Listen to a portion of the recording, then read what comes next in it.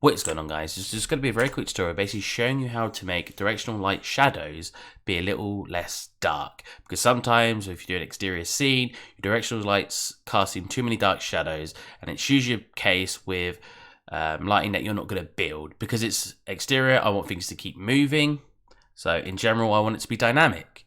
So what you've got to do, so if we come in here, you can see this is pretty dark. Considering you assume the lighting would be bouncing, you think this would be a bit lighter. And there's a bunch of videos to show different ways of achieving similar effects, like turning up your auto exposure to making it so it makes everything lighter in general.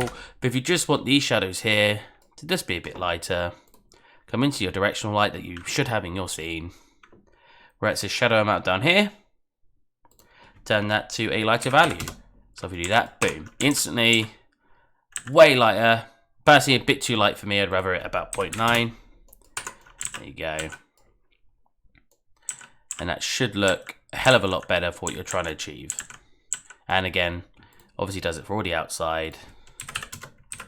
As you can see here, and if you come over here, good example here on all of these. So if you have it on its full, down here is relatively dark. You're not getting much detail. So we'll just take that out a tad. Once again, you can see you got all that detail coming through. I hope you guys enjoyed.